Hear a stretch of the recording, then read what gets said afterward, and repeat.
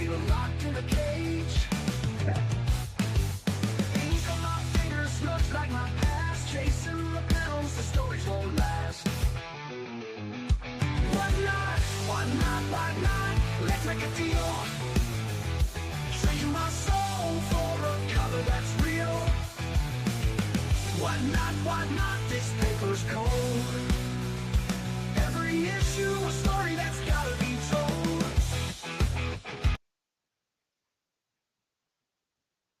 Hey everybody, it's Flat Earth Santa. It's Wednesday. It's What Not Why Not Day. We're all here. It's we've got another cool show ready for you, but first things first, we're going to bring in our panelists for this week. First, we've got our new returning panelist. She's got a cool show on Whatnot. It's Skippin' Stones. Hello, everybody. Hey. And we've got one part of the NW. He's a two-time champion on bragging rights. His ego's bigger and he can't fit it through the door, so he has to go through the garage. It's Punisher Ryder. I like to correct you on something. I am more than a two-time champion. I'm just back to back the last 2 weeks. That's correct. Yes. That is correct. Hello, everyone. I'm glad to be here. Punisher Rider, living it up in December. Yeah. Well, how is everybody? You enjoying getting ready for Christmas? Yeah. I'm ready. I got to start wrapping gifts, though. I've got boxes, but not gifts. I mean, I haven't gifts, bought a but single not gift that. yet. You got what, a week? I have a feeling this is a habit. Yeah. Well, it depends on the mood, I guess. But everything, even though this is our crazy season of work, everything's going really good, and my employees seem to be happy, and we're gonna knock it out the rest of the way. So everything's all good. Really nice. All right. Well, for those that haven't come to What Not, Why Not, we're a show about helping new and seasoned Whatnot people alike with different ideas. We try to get a panel with a few people, differing opinions, differing views, differing just ways of doing things, and you guys get to pick the good, you guys get to leave the bad and make it your own. So that's what's cool about What Not Why Not. We really love it. So this week, uh, our number one topic is about setting your shipping, and Punisher's, he really harps on this. Get good shipping, but it's how to set up your shipping profiles in Whatnot. So, Punisher, you seem to try to help everybody with this. I'll let you start it off. Well, the first thing I highly suggest is it depends on what you're selling on Whatnot. Okay, because that's important. If you're selling comics, I highly recommend setting your shipping profile on 11 ounces, 8 to 11 ounces. And I also suggest that you put it onto flat rate shipping after, I believe it's 2 or 3 books that you get it to. I've heard different things where people put it at 2 to 3, 3 to 4. I just go 8 to 11. I like when people just, by the time they get their second book, I know it's a lot easier to put it in Geminis and stuff like that. But me personally, I'd rather have that extra protection that I can do in a medium side loading flat rate box. That way, it's not just about, okay, it might cost you a little extra more, but then after you hit the free shipping, you can buy 1,000 books from me and it's not going to go up. But, and I will divide that. I will unbundle it. You'll get multiple packages from me, all medium flat rates. And me personally, I learned how to make my own Geminis for my medium flat rates, and it seems to work. I know Flat makes fun of me because of all the tape I use, but at the end of the day, I haven't had one person have an issue with any of my shipping. And that's what I recommend. Now, if you do it in a Gemini, somebody only gets one book. That's domestic. What I highly, highly suggest is to not only put the book inside something inside around the book, like a sleeve or something like that, so it protects it from rain. But what I like to do is run one strip of tape over the back where the bend comes, and then also put a piece of tape over the top and bottom of it, so it takes less chance of anything, any debris, any rain. It just gives it an opportunity to possibly make it there. I hear horror stories, and I can share one right now. Somebody that bought some blind bag books, they got quite a few of them, and 11 of them were damaged. The post office decided to kick his box all over the place, and that is devastating to us. So it's very, very important that you protect. I mean, it's paper and two staples. So it's got to stay flat, it's got to stay pressed, it's got to be protected, and you got to imagine how many hands it's going to go through before it gets to you. It's going to be in multiple vehicles, it's going to be in multiple pieces of equipment, it's going to be in multiple different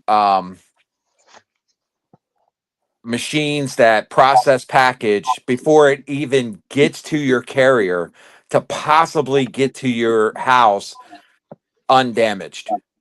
So it's very, very important. And that's why I personally feel setting yourself up for a flat rate shipping is the way to go. The medium flat rate box is the perfect box for up to like 20 comics in that thing without having a chance of getting damaged. And I am adamant that you've got to give it extra protection in order to get it to you. Water, uh, bent, damage, and that. And when you close the box, make sure the cardboard stiffens up when you do it perfectly, so it gives it that rigid edge. So it really takes a serious, serious hit blow to it before it would even possibly get damaged if you do it correctly. Yeah, I'm with you. What I do is I take a medium or a small flat rate box, the top load, and I cut about 4 inches down. Uh, and you just cut across it and you use up a box and it'll fold, and you cut that in half and you'll get two folds of pieces that you can put. If you're doing only one comic, it'll fit the comic in there perfectly. You tape it down, put it inside of a a flat or a priority bag so that it's safe. Put a little what do you call it around it? A little bubble wrap. Put it inside a Gemini. Gemini inside of a bubble mail wrapper. And that's Punisher's got some stuff for me. He knows how I do it. So Yeah, I've seen people where they just take a like magazine, um one of those flat magazine or something, and just stick it inside. And I've seen them make it all the way fine like that too, but it's just a risk. And especially with some of the money that people spend on these books, it's just it's all part of the customer service. It's all about the whatnot. It's not just about the shows. It's not just what about personalities. It's not whatever. You've got to finish the job and do your best to try to make sure that the person that spent their money on that book gets it the condition that you showed it to them. yep. All right, skipping. What do you do to set up your shipping profiles in Whatnot? Like, how do you set it up? Well, I just want to say first off, you've got to set up to have in your shipping profile to have flat rate shipping before you even start your show and load your show. and then you go in, and I do the 3 to 7 if I'm selling comics. If I'm selling magazines, I do the 8 to 11. So it basically the same thing what Punisher's saying. And but I also, I have a book if I have books that are getting up there in value, I put them in a Gemini inside the flat rate box to give it that extra added protection. But before it even goes into the Gemini box, or after the Gemini box, either one, it goes into a poly bag and it's heat sealed to try and keep the water out. Because as much as we love the USPS, I am experiencing multiple sets of my books. Well, it's only been 5, but 5 packages have been delivered wet. 2 in the summertime, and 2 just the other day, and then 1 in between in the fall. And excuse me. And what made me start heat sealing them was the first situation, because a friend of mine, one of my customers, who just lives only a few miles from me, and despite the fact we had not had rain in 6 weeks, and it was not misdelivered and tossed into someone's yard and was hit by a sprinkler, it was delivered wet. And he had been searching for this book for 30 years, and he finally found a copy at a reasonable price in a reasonable condition. And thank God for the bags, because it survived being delivered the box was delivered with inside a bag that said, "Oops, we're sorry, sometimes stuff happens." And there was about a cup of water in the bag, and everything was soaking wet, but the books. So I suggest taking and buying a poly or a heat sealer, which only costs, I can't remember, $20 to $50, and sealing those poly bags to give them another extra layer of chance to get there. Because especially like right now, um, there's a lot of rain, there's a lot of snow, there's a lot of moisture in the environment, and in the containers as they ship them across the country, sometimes they end up with holes. Sometimes I assume sprinklers break, because that's the only thing that I could think of where my package that went just across the Puget Sound here, not even that far across the Puget Sound, just across a few towns across the county lines, got wet, was from a sprinkler system, or something, a pipe breaking at one of the facilities. But stuff happens is the point. And the Gemini boxes, while yes, it costs me extra to put them in a Gemini box and then put them in a flat rate box, but I personally have received enormous amount of boxes that have been crushed and accordioned and ran over, or appear to be ran over, by forklifts or by other pieces of equipment, maybe a truck. I don't know. Point being is there was tire marks on them, and they were all but destroyed. And every one of my boxes I have shipped that have had this experience, my books inside were safe in the Gemini box, where the ones that maybe they ordered 5 books, but they only spent $15 for the books because of the $1 start price. And those books, they didn't survive as well as the packages that were crushed with the Gemini inside. So if you've got a box, or if you got some books that are up there in value, whether it be $100, I mean, I do anything over about $25 goes in a Gemini box, no matter it goes in a one rate box or not. So if it's a $25 book or higher, I put it in a Gemini, seal it, wrap it, pad it inside the Gemini or inside the I pad the Gemini inside the flat rate box. And when they're accordion, they have a whole lot more chance of surviving than if they're just in a padded wrap. And it's a rare occurrence. I mean, I've shipped out thousands of books. Uh, I think I'm at around 11,000 individual sales, and many of those sales have been multiple books at a time. So I've shipped out probably around 15,000 books, and I have had 4 losses. So, Not Let bad. me add two things. One, I've helped many sellers with their shipping, setting it up and stuff like that because I hear horror stories. You get these new sellers or people on there and they don't set up their shipping, and all of a sudden they are getting eaten alive with shipping when they put the sizes in and all that, and whatnot's not going to cover that fee. And that's why if you go flat rate, there is no question. It's either a flat rate or a Gemini. yep, That's the two best options you have. Also, you can you can be the best seller on Whatnot. You can have the best books on Whatnot.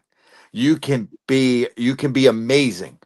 And if your shipping is trash, I guarantee you people ain't gonna buy from you. Yeah. I agree. I had recently purchased books from another seller to as my some giveaways. On 2 occasions, the books were one. The books came in the yellow envelopes, what are they called, Nella envelopes, and Mhm. that's it.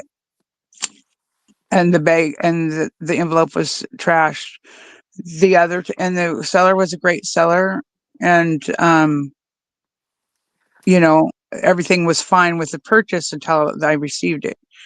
And they when I went and I messaged them, it was I didn't even get a response. And that's very frustrating. And on the other one I had recently, I didn't realize it when I was purchasing them that I had paid for shipping 3 times, and they had it where it was every 5 books was $9.21. They shipped them together in a Gemini box, so the shipping was fine as far as what I got. But I was charged $30 for 15 books of shipping, just about $30 anyway. And And, Whatnot ate off of that. and Mm. no Whatnot's refunding my money because they didn't ship them individually. Oh, They okay. shipped, they combined them, but they didn't combine the shipping under the same label, but they didn't ship the other 2 labels. And so I went to Whatnot and I said, "Hey, I received these." And actually, I don't even think it was 5 books. I think it was 4 books per box that they had charged me 9.21 on. So had I noticed that, I wouldn't have purchased the additional books. And I was annoyed at myself first because I didn't catch it. But I would have been even more annoyed if Whatnot wasn't returning my money and they shipped 4 books under 4 packages and charged me $10 for shipping. And I guarantee you that they're losing sales by anybody who does catch it, because they're not going to pay $10 for shipping, or just about $10 for shipping, for 4 books Yep. each time. Yep. Oh, and I've Yeah. seen it. You're very fortunate that you're getting refunded, because I have been in many streams and I know somebody very personally that decided not to listen to me and stick with the flat rate. They did it for 1 or 2 shows, went back to their old ways, and every 3 or 4 books they have to pay the shipping all over again, and he ships it all in one box. And I'm like, people are complaining and they don't get refunded, and Whatnot eats off of that. Yeah, well, they're the only ones making money off of it. It's not like the seller gets it's not like on eBay where the seller gets the money and then they have to take and figure out the shipping afterwards. Hundred And percent they could, correct. and it's on Whatnot. It's totally goes to Whatnot. You don't see a dime of it, but you pay taxes on it as if you did, and Whatnot loves that when and you do fees that. on it as if you did. And so, yeah, the only person it hurts is the seller because you're paying more fees on those shipping, and the buyer because they're paying for that shipping. So you are hurting yourself and your customer every single time they purchase from you and you don't have your shipping set up correctly. I Every want to single time. I want to challenge everyone. I want you to go to your post office right now, tomorrow, and grab a medium flat rate box and see how much it cost you. It costs you $21.95 to send that flat rate box out today. And that's because of the And that's for the medium, not the for the large. medium. No, yeah, that's the medium flat rate. Okay. At this point in at the year, because of the upcharges and everything, and your customers are paying 9.21. So that just tells you how much Whatnot is paying the post office and what kind of discount they're getting. Mhm. So after that 9.21, they keep everything else. So That's right. if your customers are paying over and over and over and over again, you're just feeding Whatnot and giving them money. It's not helping you, it's hurting you because your customers are not that money, that extra 10, 20, 30, $40 if they keep buying could be going in your pocket instead of Whatnot's pocket because they're going to buy the books from you and more books from you instead of keep paying shipping to Whatnot, and you're not getting your value of what you're paying for. Exactly. Exactly. You And know, in a large flat rate box, you can fit I would say somewhere around 60 to 70 books. And I ship out probably 10 of those every week, a large rate box full. And my customers don't pay more than 9.21 ever. correct. And that's a 30, 31, $32 right now for that. Yeah, something like that. Yeah. And so help your sellers to and help yourself.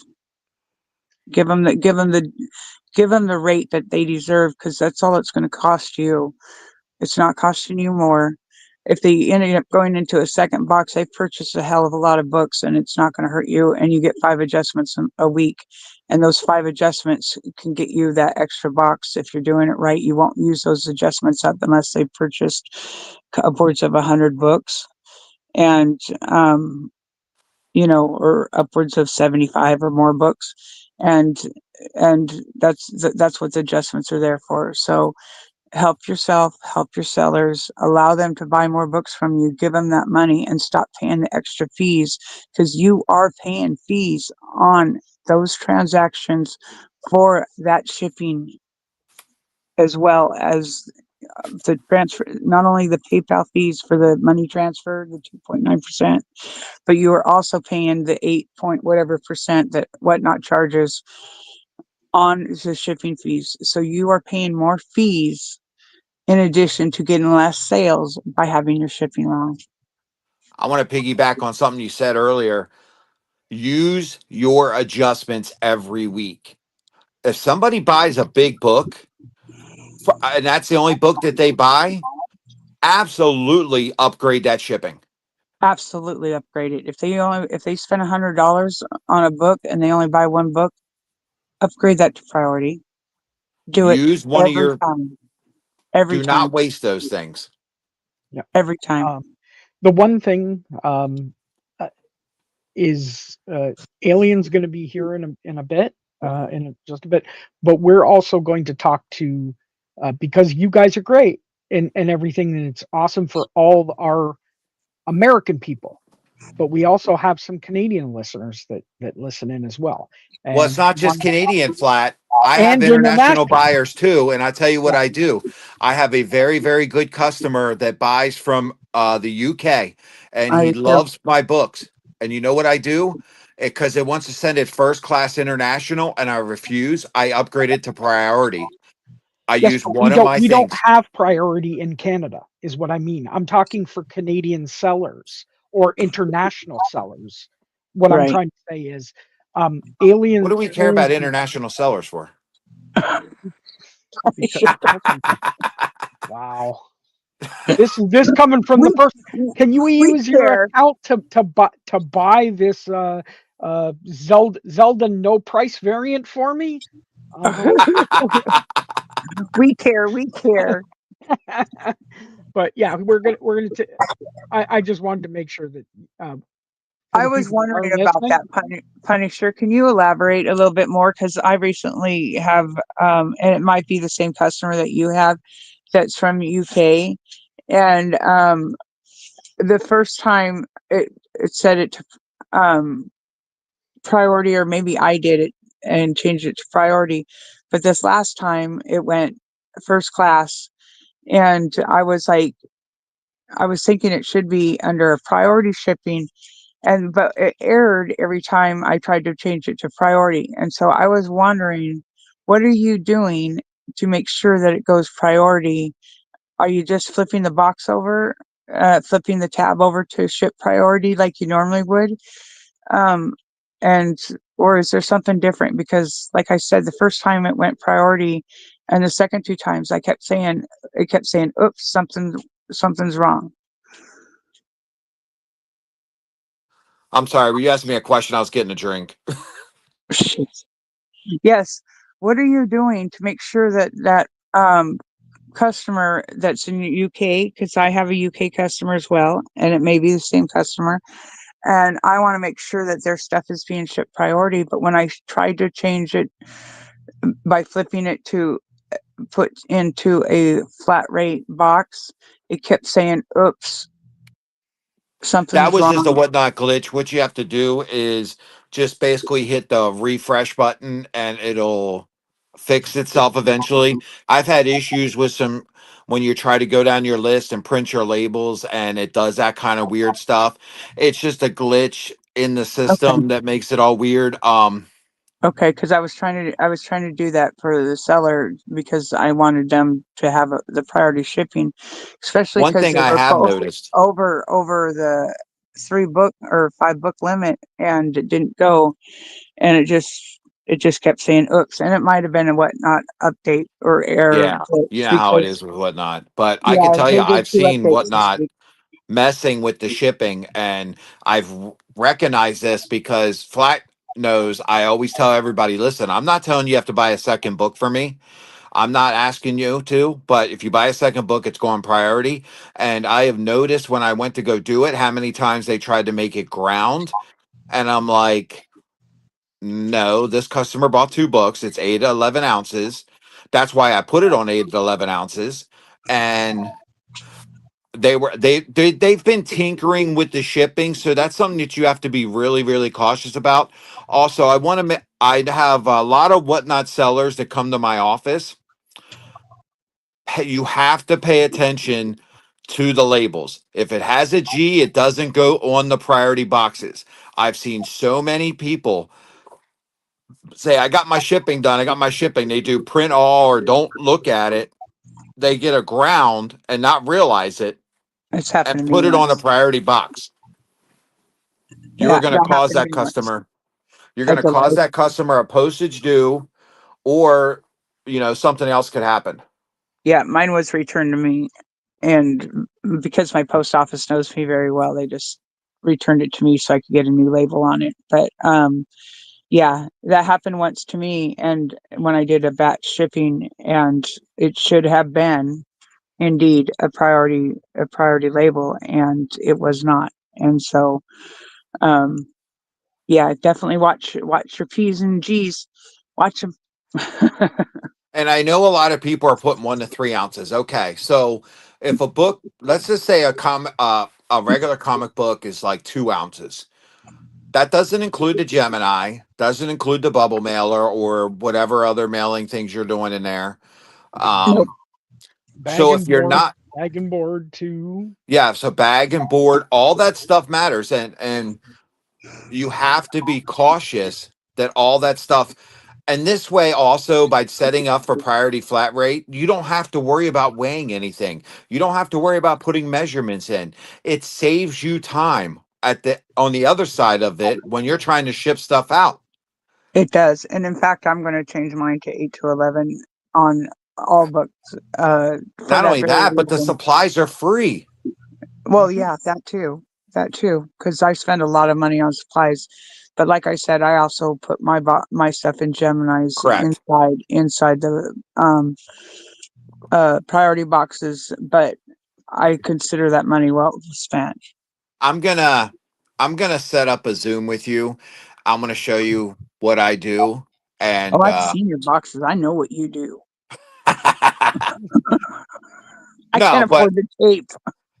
but it's actually very simple. No I one showed can. Miss Surter when I was there, Uh-huh. and she was actually shocked because she's like, "God, he does this cutting, he does this," and she goes, "Seriously, that's all you do?" I said, "Yeah, it's Yeah. that simple." Yeah, I agree with what you're doing. I'm not disagreeing with it at all because your books of every one of them came in great, but I've never got one of your boxes crushed or accordioned or ran over. The ones, and I put dunnage in there as well. I do very similar to what you do as far as that goes. I just put mine in a Gemini in a poly bag sealed, and then I do the padding like Yes, you do. I do the padding the absolutely. same as you do on the But I also inside know when you first or started, version. I I remember didn't. when you first started, just like a lot of other sellers that have reached out to me, if you don't set yourself up for flat rate, you're gonna be in a world of pain, and Oh, it's gonna cost you an arm and a leg. oh, I know. That's why I hate toys. I'm just Correct. saying. That's why I hate toys is because there's not a lot that fits in those priority boxes. A No. lot of some of the toy boxes, um, the boards that they're attached to sometimes don't fit inside of it, or you can only fit a couple toys inside, and that's very challenging. Anything that's bulky like that is a very challenging ship. Well, when you shipped my T Rex that's still in box, it does have like a little there's like a little crush on it that was there from the beginning from years Yeah, and years of storage. You made sure that that thing got to me the same way that it when it left your shop, when it left your stream, and yeah, because to replace that, most comic books we can replace for the most part. right. You know, Toys are a lot harder, and I always try and do my shipping in a way of the way I want to receive stuff. And I want everybody, whether they pay $1 or whether they pay $100 or $1,000 or even more, I want them to feel confident in the shipping that they're getting.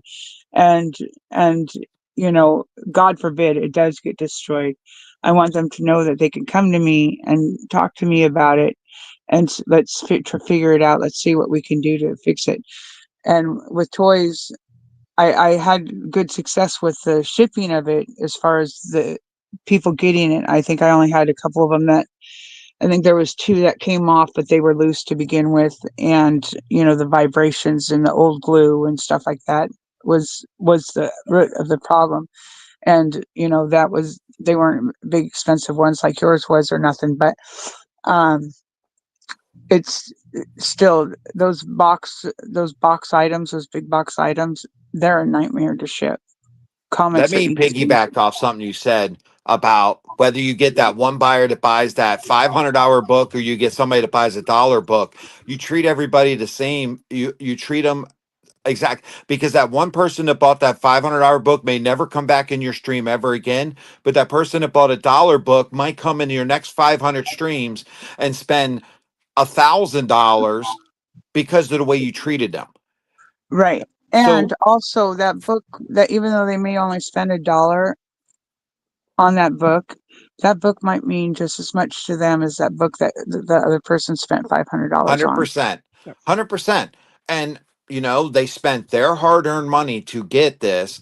If they get it for, it doesn't matter what they get it for. You still finish it up as the person selling, as the seller. It's not just about the stream, it's about finishing the job. Okay. Right. Um, now that we've got Alien here, thanks for coming, Alien. Uh, we were talking about Stop real quick. Why are the Canadians on the left and the Americans on the right? I'm because just we're better. asking. Because we're better. Um, uh, Good to see you anyways, guys. um, we were talking about setting up shipping profiles. Now that's great, and they can do flat rate in the United States. But I wanted to have you maybe describe how you do it because we're Canadian. When you're shipping to both, for both a Canadian and an American. So as a Canadian seller, how do you set up your shipping profiles? Well, first of all, thanks for having me again, Glenn. And it's good to see you guys again on this Wednesday.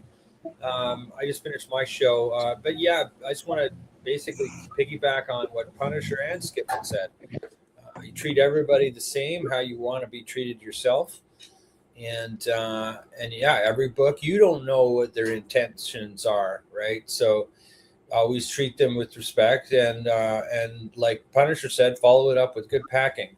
One of the greatest things I like about the feedback that I get is you actually get actionable feedback, like, oh, great packing, solid box, sandwich between two boards. I'm talking comics, not toys, but um, that sort of thing. But in terms of Canada and US, I don't really distinguish anything other than the tariff thing. I have to do a separate step.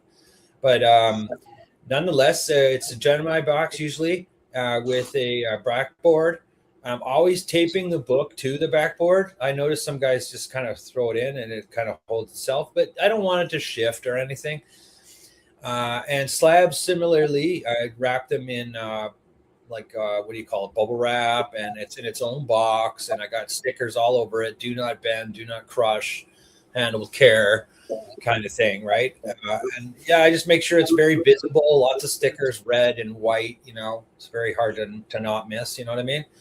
So yeah, do that. Even for one book, I'll still put it in a Gemini box. The odd time, if it's very close, like maybe Markham, like within 100 miles of, say, my town, I might put it in an envelope, but it'll also be sandwiched inside with boards. And I sometimes also double envelope it. Sometimes you got those stiff envelopes. I'll put one or two books in there, and then I'll have backboards outside of the envelope, and then inside that there's another brown envelope. So I've done that before, but generally I just what Skipping said, this is how I want to receive it, right? And I'll sometimes give my wife an observer look. I'll say, hey, what do you think?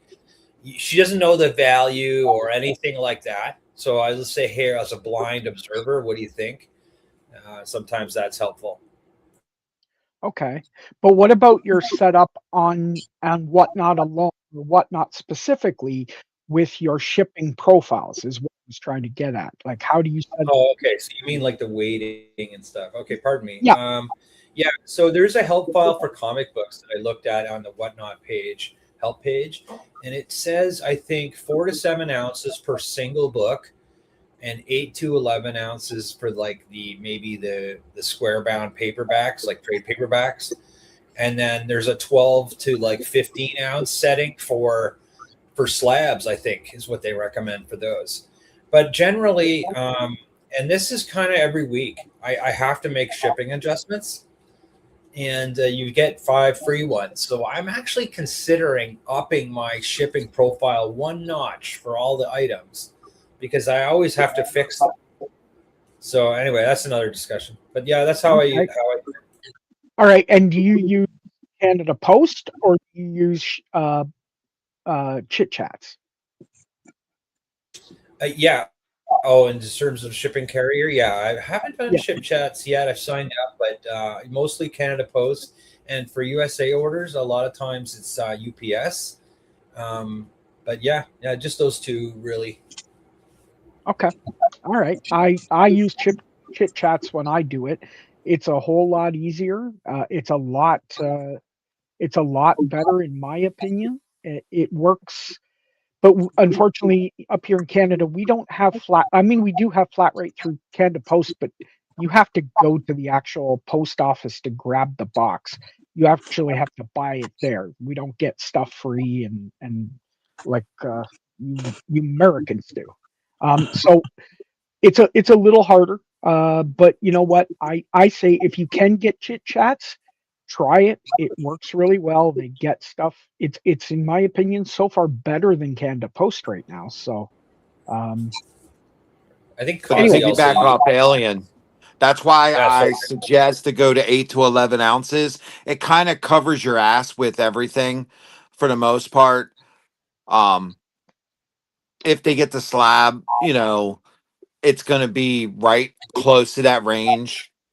But no matter if they get, because if you're running a fast show, if you're running a show like Skipping or a show like myself, w- Skipping may not know if she's putting up a a wide bound double 100-page book. You know what I mean? That they hit a different button, and it's just too much. Where if you hit that 8 to 11, it doesn't matter if it's a 2-page comic book or a 100-page comic book. yeah, yeah. that's a good Right. point, actually. Yeah, I agree And that's too, and I one. feel like we should do this as well for all my books.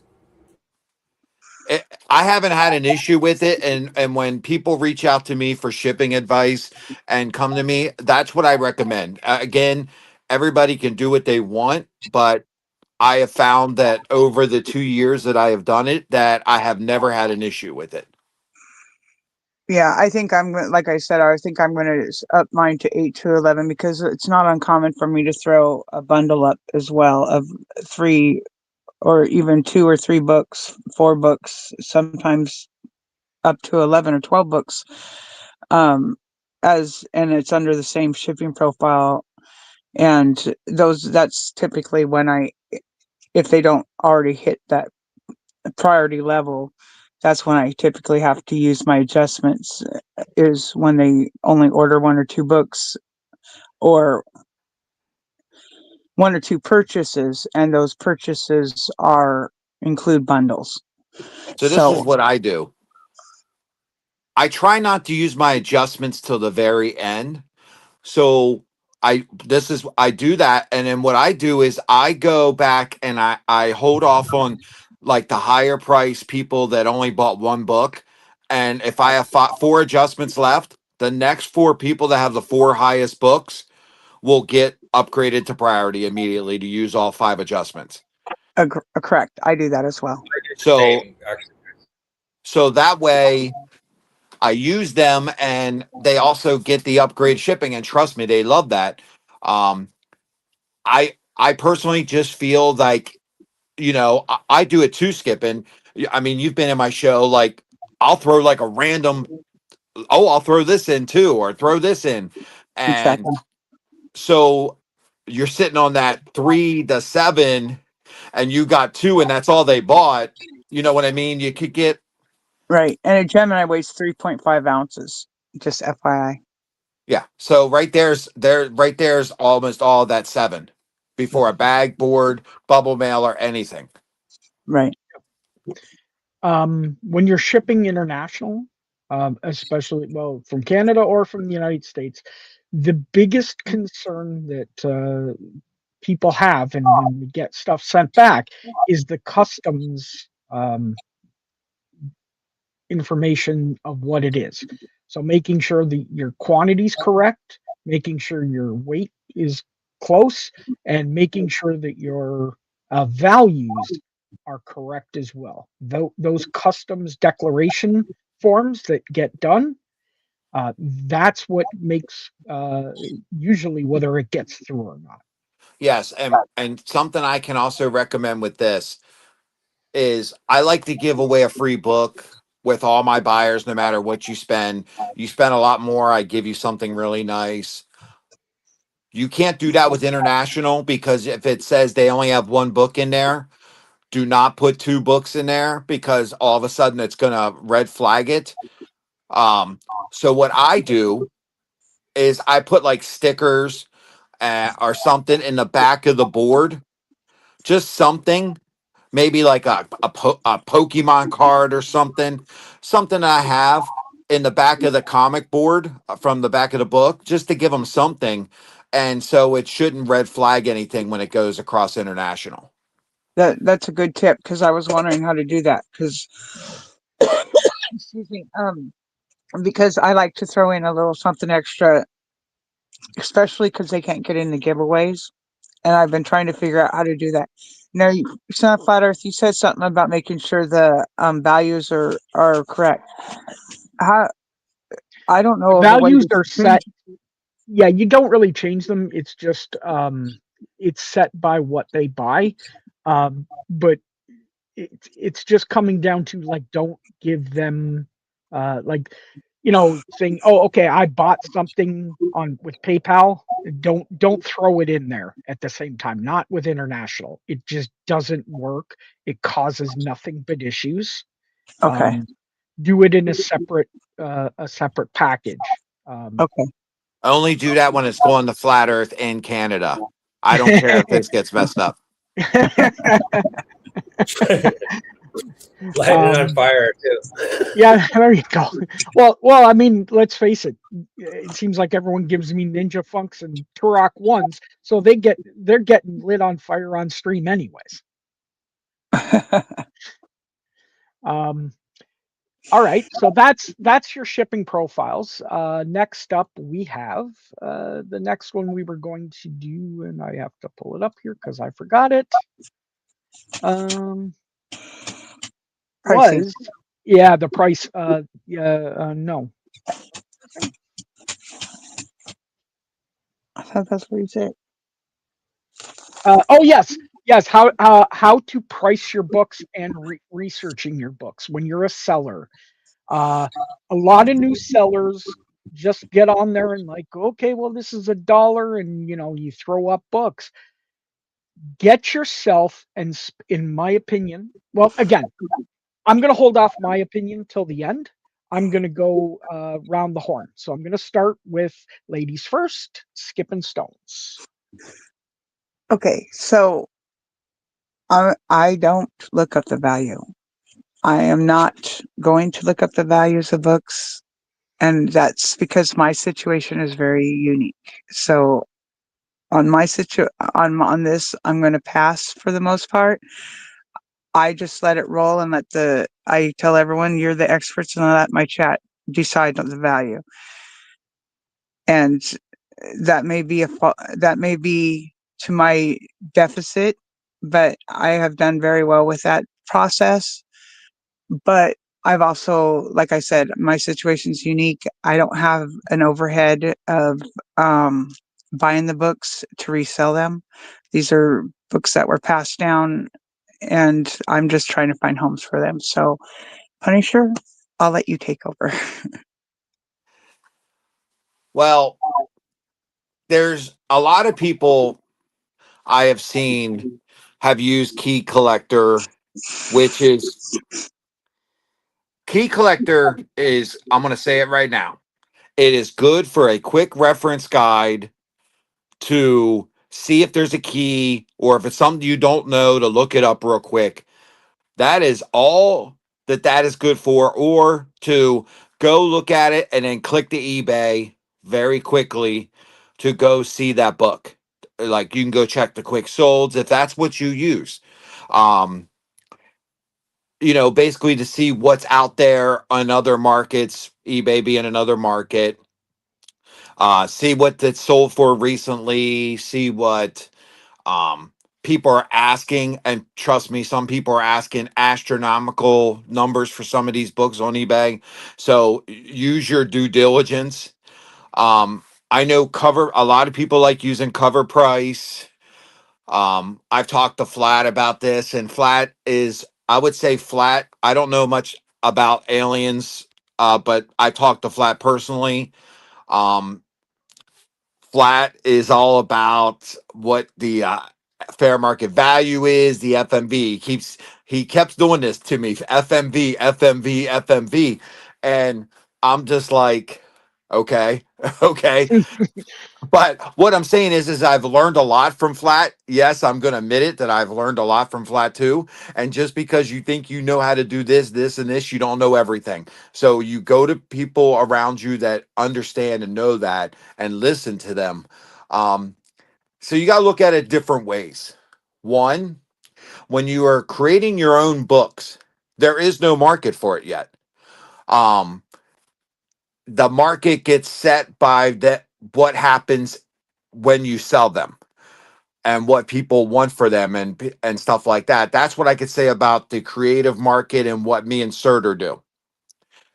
On the other end, when you're talking about key books and other types of books, this is when you want to use your cover price, your eBay, key collector for quick information. I don't know a bunch of other ones. I know Flat and Alien probably know them a lot better than I do. I just because you buy a book for a certain amount, it doesn't mean somebody else is going to pay that much for it. It also depends. I mean, that's why Flat was trying to instill in me and drill it in my head about the FMV. Because I'll be like, hey, Flat, I got this book for this price. He goes, well, FMV is this. And so you only paid $30 more than what FMV is. So, I mean, that stuff started really ringing into my head. I'm like, wait a minute. I overpaid for that because as any new buyer or when you're excited about, hey, oh my God, I could get that ASM 300. And then you find out that you pay way over FMV. And if you were just patient and waited, you could have possibly found one for closer to the FMV. And I could tell you that the FMV is not going to happen more often than not unless you are patient because everybody wants to get that premium for their book. I know I've kind of gone around circle with this. So that's what I suggest.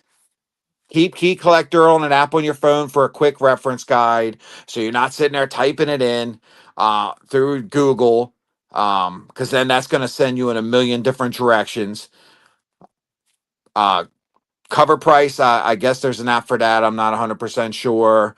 Check eBay, kind of like do your due diligence. I mean, don't be in a hurry. You know what I mean? Like, go ahead and just see what the price is, how many's out there, where they're going, because we've seen books like I've even heard this from Flat.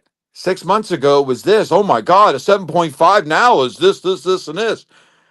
So you just have to keep your eye on it if you don't do this every day. You know what I mean? Like this isn't I don't sell comics every day like other people do. I don't I so when I get a chance to look it up, I'm like, "Oh, wow, that's cool." Cuz the market goes up and down just like the stock market does. Mm-hmm. Yep. Alien, what do you use? Okay, yeah. So somebody, you guys mentioned some good ones. Cover Price, Key Collector. I used mycomicshop.com a lot as Okay. well. It's got some really good descriptions. eBay, of course, to search for these things. I would also mention this. I kind of have a hybrid model between the two, Skipping Stones and Punisher, I think, in the sense that some of my books are from so long ago, I don't even know what I paid for them. And then some of them are just like within the last 20 years, right? And I did a little better job as I was an adult cataloging my buys and what I paid, the grades, and so on. So, nonetheless, I usually just what I think it's worth, like if $2 or $3, if we're talking like sort of general mill run of the mill books. But then I would also say, with respect to larger books, especially ones that are rare, and I think I've kind of learned this through experience, is the spreads can be wide, right? So, for example, like you could have like a book listed for $100, and that's kind of like your asking price. But you might only take 30 or 20% less. So that's an $80 or $70. So that's a $30 spread. So just be mindful of that, because the liquidity in the market is not as much as, say, the stocks. We're trading thousands per second. We're only having a sale here or there, in this market. So, and that also speaks to the patience piece, which I think Punisher mentioned. Um, and in terms of fair market value, Key Collector does a pretty good job, I'll say. But I don't think it's completely accurate. Sometimes it's like not quite right. And if you have a really rare book, um, it's hard to really find a cool, like a correct value rather for it, because like I said, the spreads are wide, and so you're getting sales from like one or two a year, that kind of thing. And also, I'll say this: I don't just kind of run books; I prepare them. So I always research them on the said places, and if there's key information, I'll put that in the box in the description. And what else? Yeah, generally, what I think the grade is worth, the year of the publication, Marvel, say 2024 or something, the art issue number, and the series title. So there's sort of standards that I have there. But in terms of valuation, it's tough because of the like I said, the spreads and the liquidity of it, how many sales there were. But then again, you can get like something like 129 ASM, like a Punisher, and then there's so many sales for that, and you can see many grades, and you can kind of see incrementally how these things change in value. So you can use your best judgment there. I think that's all I had. Okay. One thing that I want to add something to what you said, Alien, if you don't mind. One thing that I see that people fall in traps in is people, when you're going into a stream and they go, "Oh, look, I got this," say ASM 129, for example, and they go, "Oh, the 90 just sold for 2,500 on eBay." Yeah, I'm looking at this book and they're saying, "Oh, yeah, it's an 8590." And you get real excited, and then all of a sudden, and it's a raw copy, and they're giving you the price of a slab copy that's a guaranteed already slab done, and people don't think, and they get like, oh, I'm going to get an 8.5 or a 9.0 raw copy, and then when they get it, it's a 7.5 and get burned. But they paid that 8.590 price. So just be very cautious when you go purchasing when it's not a guaranteed slab already. Oh yeah. Um, well, I'm going to go into sort of my mentality, and mine's probably, I don't know. It's pretty in depth because of the way I do things. As Alien said, he got better and more organized on pricing, and it doesn't work for Skippin because she didn't go out and buy things. But when you're actually purchasing items and reselling them, it's know your numbers. Know what you paid for it, when you bought it, and in fact, whom you bought it from. So I use an app, and this works both for pricing as well as inventory control, is an app called CLZ. CLZ, it works on your phone, works on your computer at home. Uh, you purchase it, and the pricing from cover price is built. You can attach it to it, and what you can do is take a quick picture of the book, and it'll pull up the book that it thinks it is, and it's actually pretty good at it. And you can quickly say, okay, it's a 9.0, and it'll give you the price, and you can select between raw and slab and see the difference in pricing. So I use that, and the data that it uses is from eBay and a couple others, sold. I also, to verify the numbers, because it's not always correct, I also verify by changing it to, like, let's say it's a near mint book or somewhere. I go and I put it at 8.5 just to see the price difference, because sometimes when you're looking at this stuff, it has like an asterisk. It means that it has not had many sales. And so, as Alien was talking about previously, it can have wide swings, and I can give you a prime example of it.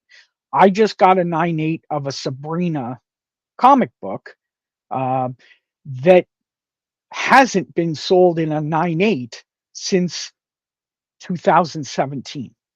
There are 6 on the census. They are not sold very much. So your pricing is going to be crazy. And especially with that, you don't know if the person needed money on the last sale. That's why I hammer home FMV. And I usually say FMV should be, you should look at cover price and other things that have 30, 60, and 90-day averages for FMV, so you can see where it's trending, whether it's trending up, trending down, to know whether it's, a hot book, a not hot book. These are the things that I use. I use the eBay app to take a picture and quickly search things. I do a quick, as I said, CLZ to take a picture of the comic to quickly look up pricing, and I verify it. I also use GPA. GPA is, which is GP analysis, the best out there for slabs, because it not only gives you every single one that was on eBay, My Comic Shop, um, Heritage Auctions, a bunch of them, but it also ties it into the average. Plus, it will give you the values for signature series as well and the different variants. So it doesn't always tie it in like on other ones. It'll match certain variants, will be lumped together with other ones. So that's what I use. That's what I do when I go to research things. And yeah, that's about it. Somebody told me a long time ago, when you look up eBay, you take the highest one and you take the lowest one and you throw them out. And Yep, then you that's find it average. somewhere in between. Yep, that's actually that's statistics 101, right? That's your you're getting rid of your what are they called? Your when you're doing data sets. The standard Yeah, outliers, standard deviations. yeah, deviations and outliers. Yeah, correct. Yeah, I do that when I'm pricing other items that I sell on other platforms. That's exactly how I do it. Although I don't do it with comics, but for like, because I do sell other items on eBay, and that's exactly how I do it when it comes to pricing. I get the average. I look at the middle average, and then I go somewhere accordingly, depending on what the item is and what the demand is. That's because you're not a comic book seller. I'm not. But know your numbers. Know what you paid for it to know, you know. And again, we've talked about it in previous shows. You don't have to make money on every single item, right? You can lose on some as long as you're making money overall, Yeah, right? like on volume. Yeah. Yeah. Right. Sometimes you're the bug and sometimes you're the windshield. Yeah. Yeah, exactly. And unless you're desperate, you don't have to take a bath on a book that you don't really want to get rid of. Yeah. Patience. That I say that over and over every single week. Patience. Just because it doesn't sell at 2 p.m. doesn't mean it won't sell at 2:20, 2:30 for the price you want. At first, dude, I was like, fuck, I didn't sell. But now, after 2 years of doing this, it's like, yeah, no problem. There's always next week, man. No worry. Hmm. You know, at first it was like, oh, I was all worried, concerned. Oh boy, maybe they don't like the books, but no, it's nothing like that. Those are just jitters. Flat's been in my show. Like he'll be in the first part of it. I'll put a book up, it doesn't sell, and then later it sells for 4 times what I asked Right. for it. Hmm. That's a nice. Yeah, or there's the rerun rule, right? If anybody asks for a rerun, you know it's going to sell for at least $1 more than what it sold for initially. Oh, that happened in a show the other day. a book. They put a book up. It was a first appearance of Black Goliath, and nobody wanted it. So I waited like 2 books. And I said, "Hey, just go ahead and put it back up." And somebody started bidding me up, and I'm like, "Oh, I let them have it." But I'm just saying they didn't want the book 2 minutes ago, but all of a sudden now they want it. Thanks for that I So find statement, Chad. I find that to be very true. That every time that someone says rerun something, then you always end up with 2 bidders Yeah, or more. It's like, oh, you want it? No, I want it. yeah, I it's think there's fun. also the maybe I don't know if I can explain this well, but you see a book go by, let's as a buyer, right? You see a book go by and you're like, oh wow, that's interesting. And then you don't pull the trigger. And then it's like a few moments later, like maybe I should have. And then if you see it again, then you do. I think sometimes that happens. Like, you're on the fence on something. Yep. Yeah, that happens to me as a buyer on other items. you kind of Uh, wait to see what else they're bringing, and right? then it's Oh, like, shit, I should have got that too. Right. Yeah, it's that bit of that's bit of FOMO, right? They're on the fence. A They're little bit. like, "Oh, someone else wants it. Oh, I better get it. I want it too now." Yeah. That's market behavior. But yeah, no, it's like those are the types of things that I. But what I mean is know your numbers. So if you bought a collection, and Yeah. as comic sellers, you want to buy collections because you can get them at better prices. Your individual item price is lower. Um, know your numbers. You're not necessarily a museum, right? You're using that stuff to get the books that you want if you're a collector as well, or they're just widgets. Don't treat them with any more respect than any other widget. It's buy low, sell high if you can. Yeah, Oh, and go ahead. I'm sorry. what I was going to say is, even though when it comes to the books, I'm not buying books just to resell them, but as a businesswoman, it's important to know your numbers.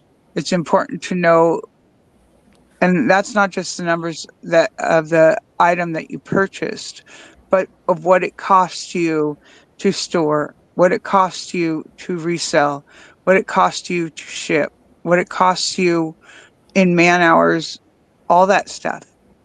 Know your Mhm. numbers. Yep. Otherwise, you're going to be on the losing end of things 99 out of 100 times. Know your numbers, do your math, be educated in what you're, and know this: every single time you make your money on the buy, you don't make it on the sell. You make it on the buy. Yep. I teach this with not just comics, but like in everything we do. It's you need to know your run rate. I Meaning, think I what could it probably costs showcase per hour. something, guys. I have a spreadsheet Sure. here of sale margins. Yep. You mind if I present? Yeah, go ahead. Just what you do is you on the bottom you do share Share the screen. screen. Okay. Yep, and it'll pop up. You can just share the tab too. Doesn't We're have to be getting a high whole thing. tech now. Yep. Oh yeah. Fucking right. I'm also watching a hockey game at the same time. Allow. Okay, I may have to come back in a second. Oh, okay. um yeah, but no, you're right, Skip. It's know your numbers, know your run rate. Because if you don't know what your time in value is, you can't determine. You may have sold the book for double what you paid, but it may have taken you an hour to do it. Is is that hour of your time? Did that eat away every little bit of your profit that you? I think I see a lot of people also forgetting about what it costs them to store stuff. And now with comics, it's often our homes, right? Mhm. Which isn't as impactful as it is for a storage unit if you're paying for storage or a warehouse space. But I've seen this in business myself, um, with other people who don't take into account their monthly storage costs and what it costs to store and house the items in which that they're selling, and they're missing that whole part of their expenses and not factoring it in, and then they're in a negative situation financially because they're paying for that storage unit and not figuring that into their bottom dollar. Is it beneficial to keep that stuff, store it, house it until it sells, such as on eBay or whatever? Or is it better to, if it doesn't sell, liquidate it and get new inventory, right? Yep. And so that's why I say know your numbers, and I mean your full numbers, your full expenses, employee costs. If you have employees, your own cost, your own value per hour, your time is valuable, and you need to put a dollar amount on that. And if you don't, then you got a hobby, right? Mhm. Yep. And your power bills, your phone bills, your internet bills, all those things need to be factored in and broken down per item, or per show or whatever. Um, and then broken down further down to per item. But know your numbers. Yep. That's the wisest thing you can do with business. It's not just the buy. I bought this for $5. I sold it for 10. Did you really sell it? Make a $5 profit? It's probably more like 460 or 485. But yes, Or less. Or no, less kind of when a you good start, or segue negative. or or negative. So less. Because if you start adding in your overall expenses, because it costs you money for the internet, it costs you money for the power, it costs you money for the gas to drive, to pick it up, to drop it off. All those things need to be factored in. Your taxes, every every bit of everything needs to be factored into that one single item if you're going to be looking at it as a piece by piece sale profit. And if you're looking at it what I'm even trying as to a do with bulk, the you need spreadsheet to here. figure that in. Yeah. To your Okay. point, skipping, basically trying to do that here with the spreadsheet. And I'm trying to break down things, what I pay for them, by how many units are in the actual thing, and then the price per item. So this is what I'm looking at, pretty much per book, right? Mm-hmm.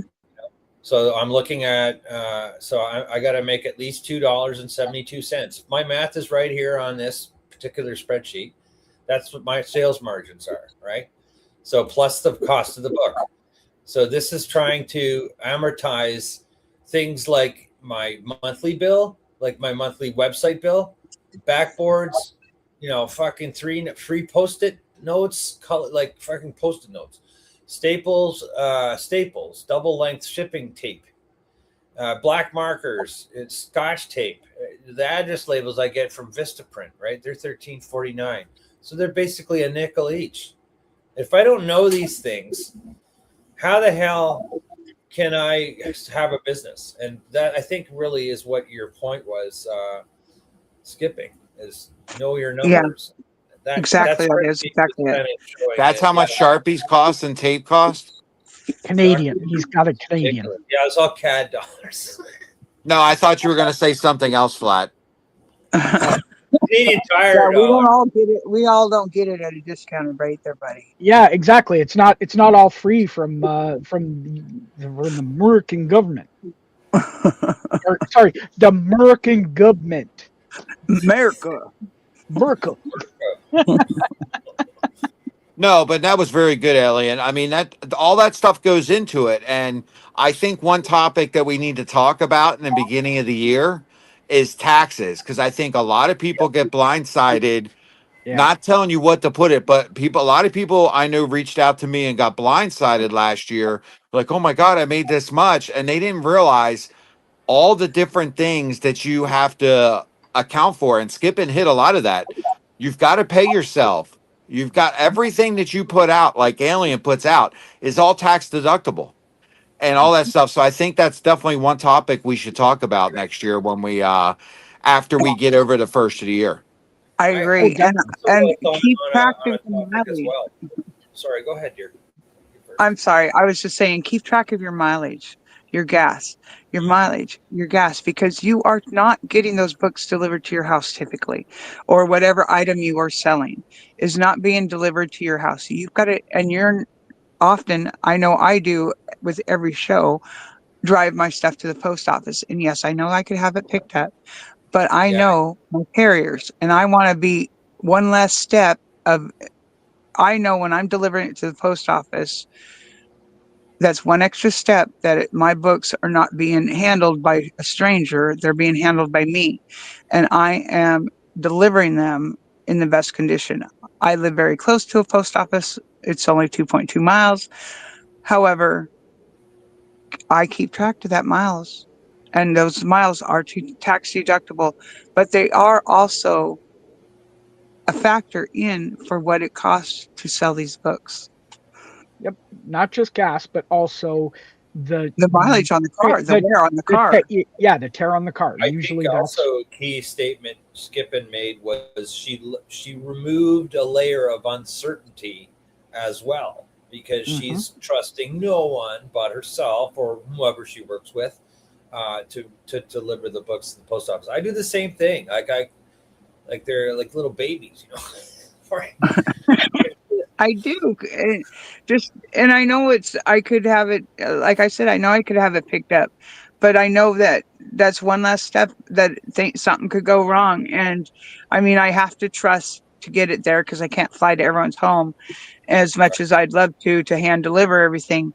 But, yeah, I eliminate that one less step of issues. And I would encourage anybody who's having high value items, if they're a postal guy who's doing the deliveries, shoves your stuff in mailboxes, tosses it on your porch without care, have your packages held at the post office.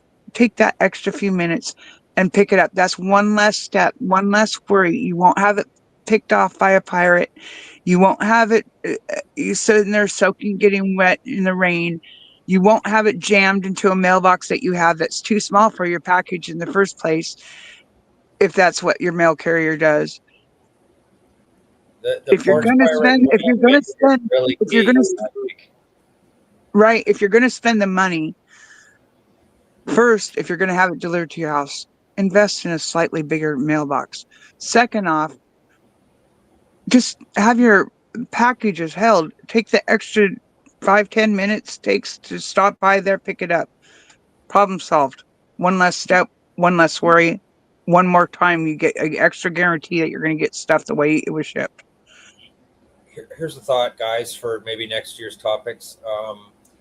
Is there appetite for showcasing your own system? Meaning, like, you know, your just your office where you put things together, like your packing process. You could show maybe on cam. You could show your, I don't know, how you put a box together, how you pack yep, it.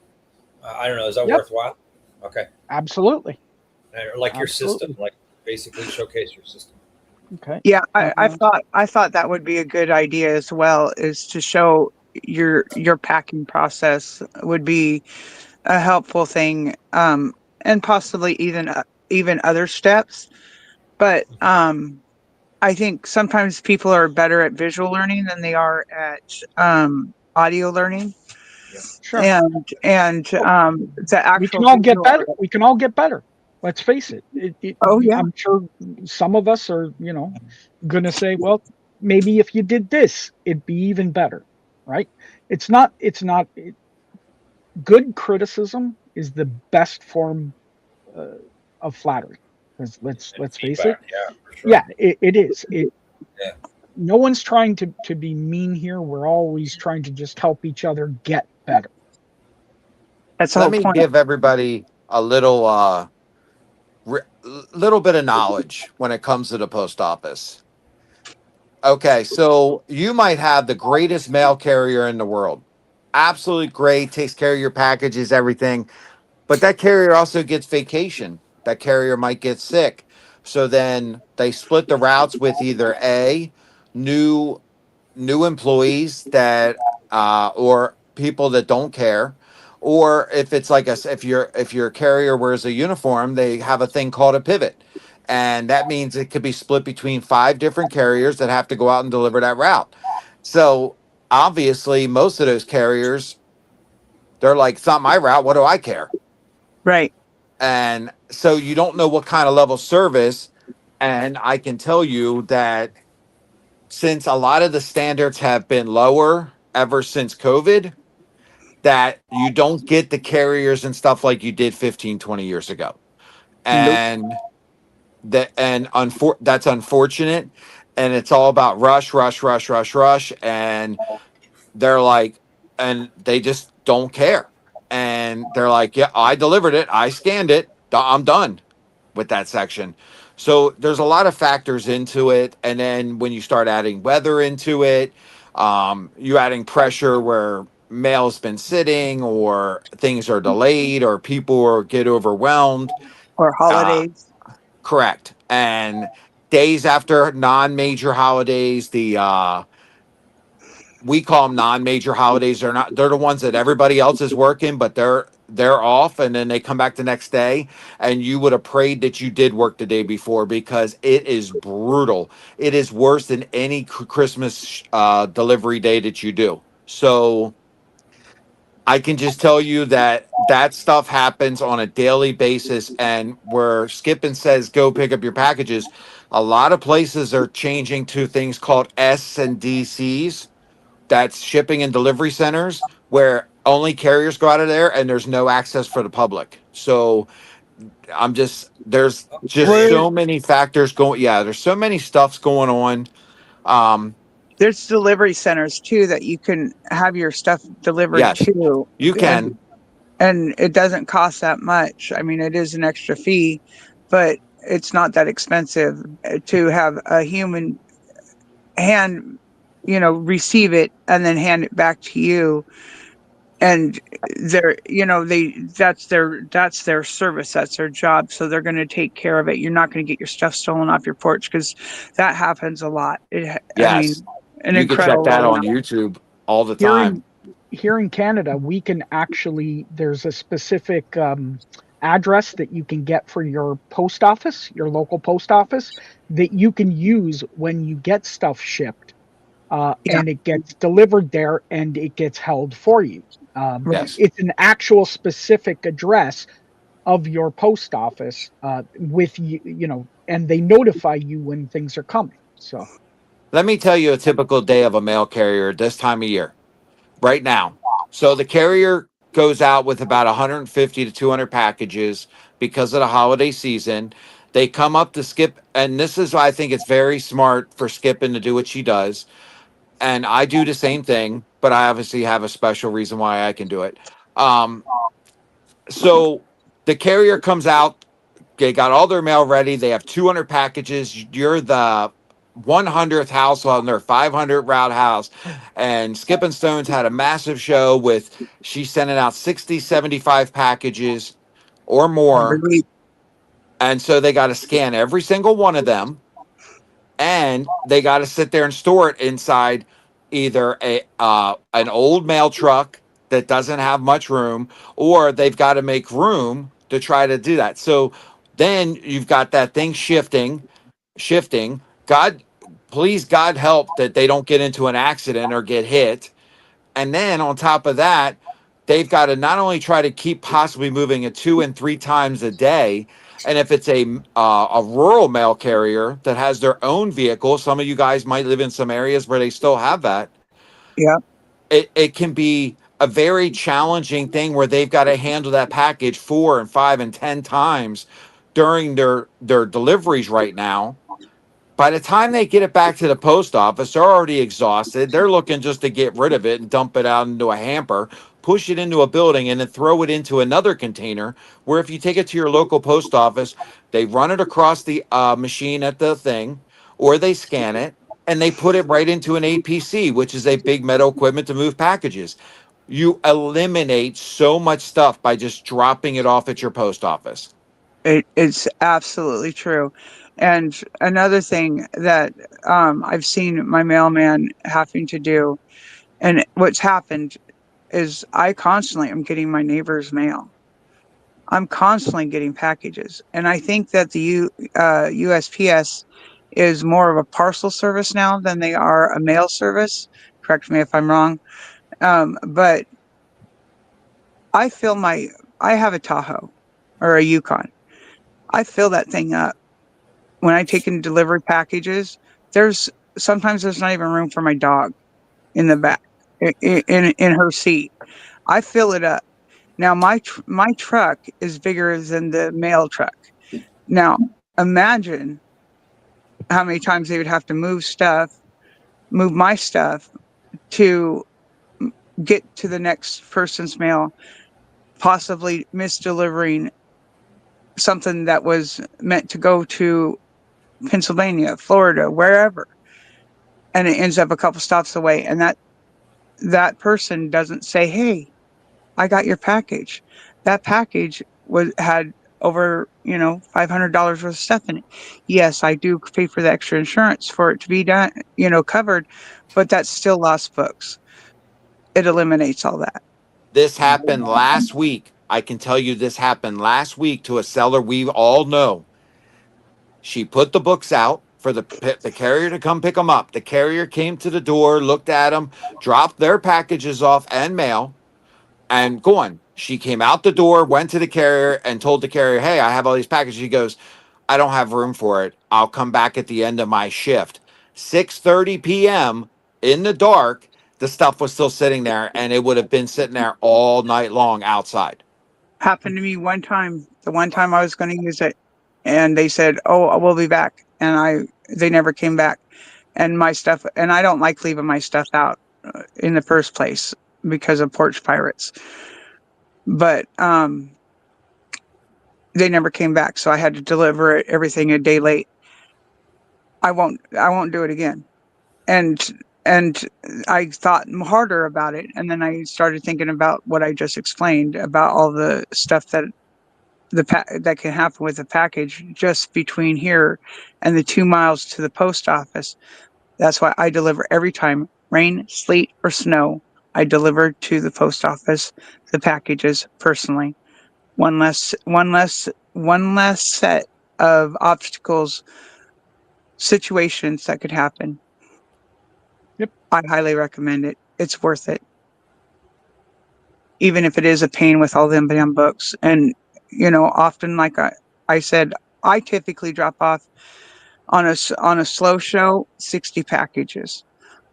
On a over a weekend when I have my Friday and Sunday show, and now Thursday, Friday, Sunday, on Monday morning or Monday when I drop off the stuff, I will have 150 to 200 packages. Do you really want that in the back of a truck? Being shuffled around for the rest of the person's shift, because my mail is picked up around noon or dropped off around noon. And that's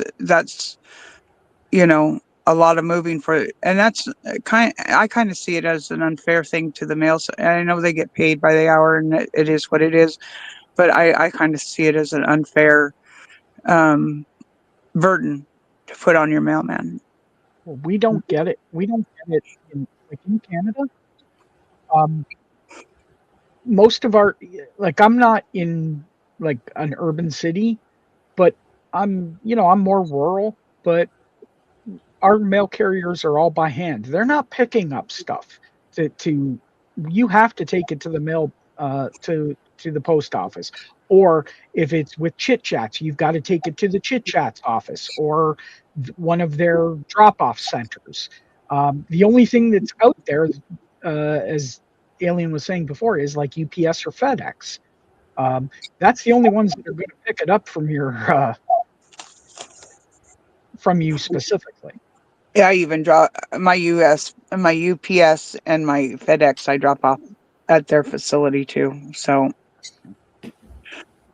but I live close enough to make it feasible personally. But um, even if I live further away, I would still with the amount of packages I ship out, I would still drop it off at the post office and take the time and, you know, and just take care of your packages to get them to the, I ship a lot of glass is what I sell a lot of on the other forums. And that's one extra step that they don't get shuffled around, and as well as the books, I just highly recommend dropping it off. Yeah.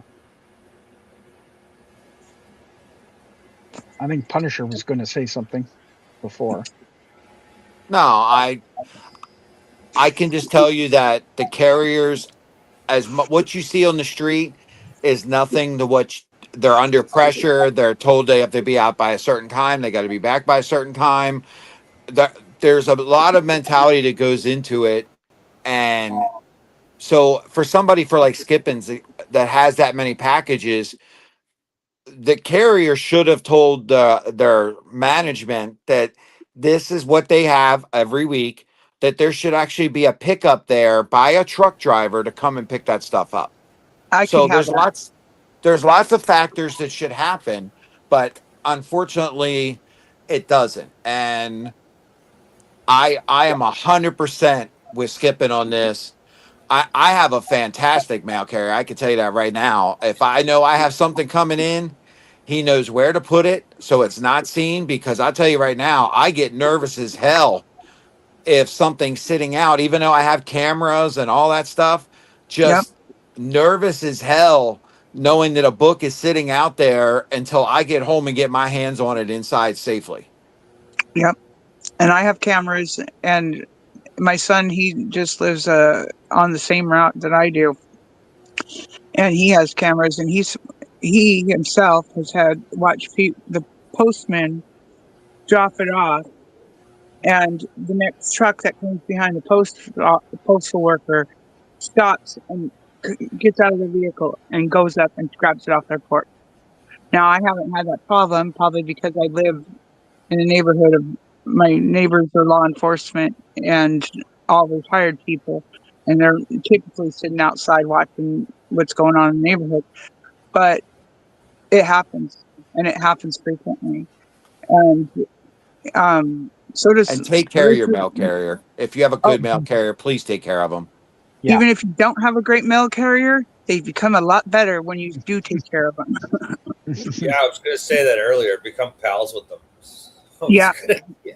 They're I going to give be your best friends because they're going to be bringing you stuff, especially if you're getting books. Yeah. They're the ones going to be taking care of and handling your books and making sure that it's not slammed in that vehicle. And Yep. but you got to realize they're people, and Right. just like us, we have good days, we have bad days, and you don't know what happened to that person before they even got to the street, before they even got to your house.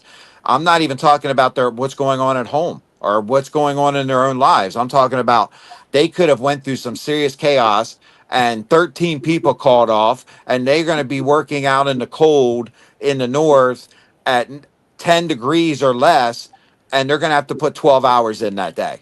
So That's that right. attitude starts the minute they even get out that door. That's right. And that's why I drop off gift. I mean, don't drop off. I hand my mail carrier a gift bag about every 3 months, a little gift bag that includes something like a Stanley coffee cup, a gift card for uh, a coffee shop nearby, Starbucks or whatever place. This time I'm putting together another coffee mug with beanies and a set of some of those hand warmer things that that you break apart and you put that warms your hands a little bit, because they, even though they may have heat, but they often have their window rolled down because they're dropping off stuff and or getting in and out. And I've got socks in there, and I'm putting just a little bundle together, and it cost me about $40-50 to put these together. But that the thought that goes behind that Yep. means so much to the carrier, that they're gonna, when they see your name on that package, they're gonna take that extra little bit of care and they're going to take that extra little bit of care to, when they're putting your boxes or delivering your boxes, they're going to stuff it wherever you want them to stuff it, or um, make sure that you know that it's there, whether they ring your doorbell, or they take the second to hit your doorbell and as they walk away, or whatever. They're going to take that extra little bit of care. And I don't just do it with my um, delivery person. I also do it with the people that work the counters at the post office. I take them a little package as well, a gift pack, put it in a little gift bag, a little something. Whatnot has all kinds of great deals on little things that you can get creative with.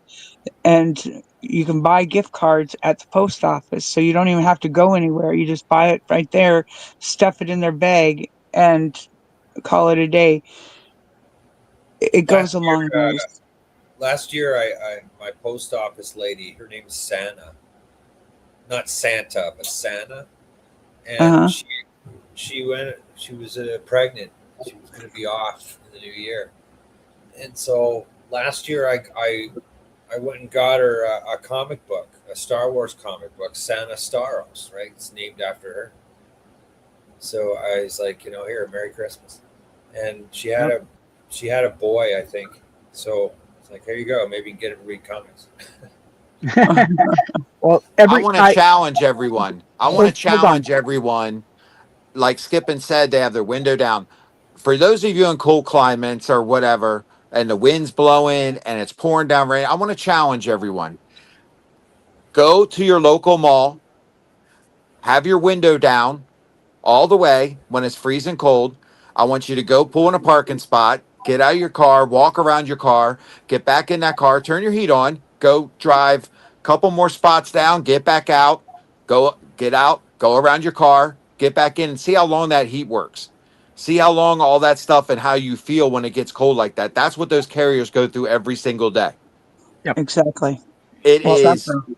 challenging it and a lot there's some bad people. Okay, there's bad people everywhere, there's bad apples, but I can tell you a lot of those people are out there. I have seen it out there busting their hind to try to make sure they get you guys. And I can tell you, when somebody becomes a regular and they get their own routes, they care about every single. Your mail carrier knows when somebody's at your house that shouldn't be.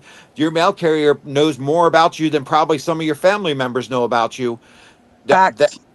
they know who lives at your house because they see the names on your address. They know exactly what's going on in that area. They know if you don't belong in that area. They know what new restaurants come in. They know all the spots in the area if it's in the city. Even in the rural areas, they know what's going on. They know if somebody's having going through a divorce. They know if somebody, because everybody loves talking to the mail carrier. So I'm saying is that is the one face you can trust most of the time inside your area. That's the one person that you see 6 days a week, yep. every single day, all year long. That's the one constant in most people's lives. So As that's you're why it's speaking, I can see my sky in my mind's eye. Well, I to go with what you were saying, what Skippin was saying about giving gifts every single week. I'm a little different because I don't get most of my mail and whatever gets done to my PO box over in Buffalo, because I grab it in United States, in America. Um, but every single week I go over there, they're getting a package of Timbits, or what you guys call munchkins. They're getting a package every single week without fail, and they get something cool at Christmas that I bring them, because the girls there are absolutely amazing. They handle all the packages when they come in. They make sure it goes in the right spot. They make sure, and they make mistakes every once in a while, but you know what? They're the ones that will go above and beyond to try to find that package if they put it in the wrong spot or whatever. They're not like, oh, well, it's not my problem, it's his package, blah blah blah. No, you treat them right, they will treat you right. It just goes that little bit of honey as opposed to vinegar. Exactly. And you got to realize when at least I've seen it and I know Punisher has experienced it and I'm sure we all have seen it, to be honest with you. And we may have even been the one doing it. But they get a lot of feedback and in the negative form. They don't get a lot of feedback in the positive form. And when they get someone that comes and they are kind and they are understanding and they are patient and they are giving, and it doesn't even have to be a big gift. I mean, it can be a $5 gift card. It can be, you It could know, be it could be a coffee when they're delivering your mail that they can take with exactly, them. exactly something. It goes a long, long way, especially when you're dealing with angry customers more often than not. I have worked in an environment where I had to deal with angry customers, and when you got that one nice customer, it just or the one that was understanding or the one that was patient, understanding that the situation was bigger than just you yourself, it meant the world. And so, be kind to your mail people. They're going through it. And I'll tell you, this is supposed to be the most joyful time of year, right? Everybody, all the lights, everybody's doing everything. We have seen the most ugliness of the people at this time. Where's my package? Oh, it should have been here yesterday. Where's this? Where's this? I want this. Like the total chaos happens this time of year. So just be patient. Okay.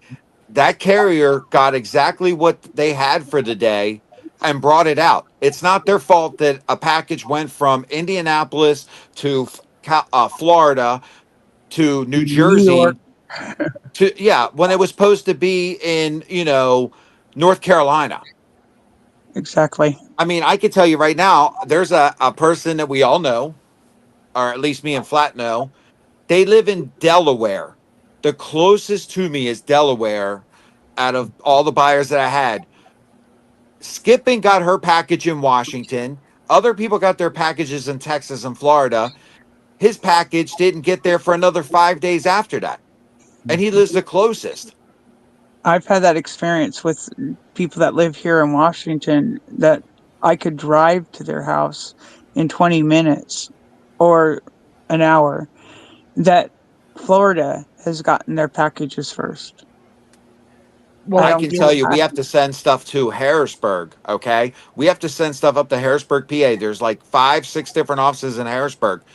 It will go to all 6 offices before it goes to the office it's supposed to go to. well, here's something we should probably add again to stuff on in the new year is um local pickup, but not so you don't have to tell people where you live. You can actually set an address for local pickup to like a Tim Hortons or a McDonald's or a Walmart parking lot uh, for people that are local that can get that stuff. I've yeah, met folks at police stations before or Tim Yeah, Hortons. that there you go. Yeah, Yeah. Well lit areas. Yep. yeah, yeah, exactly. Oh, talking about that, one thing I highly recommend. This goes back to shipping. Change. Do not put your real name on the shipping profile. Change the shipping profile to the name of who you are. Skipping Stones, Flat Earth, I know I need Alien, to. Punisher Rider. Don't put your real name, even though they're going to have your address. Don't put your real name on it. It's just another way of protection for yourself. No, you can put another address as a return address. So if Yes, you've you got can. your PO box, if you can, and just to piggyback on what you're saying, if you can do it, like we can in Canada, do the your local postal office use that as your return address. Good idea. But but I'm just saying, make sure you change your shipping profile to have your screen name on it instead of your real name. I Yeah. actually discovered that by accident, but doing that now. But a lot of people don't know that. Yeah. Yeah, Yeah, no, I need to do that myself because mine has my name, and a lot of people are like, "Who the hell is this person?" yeah, yeah. But it's just a way, okay, anybody can get your address number, whatever. a phone number, whatever, but they may not have your real name unless they do some real deep researching. Mhm. So it's another way to protect yourself also that goes with the shipping profile. Yep, absolutely. Great tip. And Very on good. that note, um, if we're going to ask the chat if they've got any questions that they'd like answered, and if not, we're going to go around the horn and have everyone say where they're at, what they're doing, where they Is it people can wrong find it. that I miss Pilsner? Yeah, yes, yes. Yeah, but isn't it nicer where there's less interruptions with him and the interrupter? I knew he was here earlier. That's why I decided to bet his name. Yeah, yeah. Oh, Oh, we love Pilsner. He's good. Um, we just bust on him. All Um, right. so Round I the guess horn. yeah, around the horn. So Skipping, let's start with you. Where can they find you? Where can they get you on the socials, and all that jazz? well, I'm not on social media. I'm only on Whatnot, so you can find me there.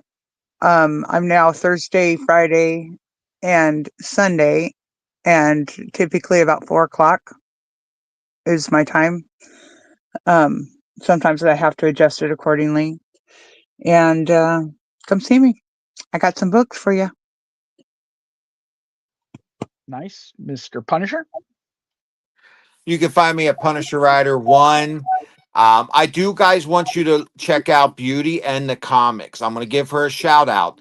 She is dropping today a video of our Grinch that Stole Christmas. She sent me the video last night, and she is doing a video promoting our book. That's what I was talking about last night, Flat.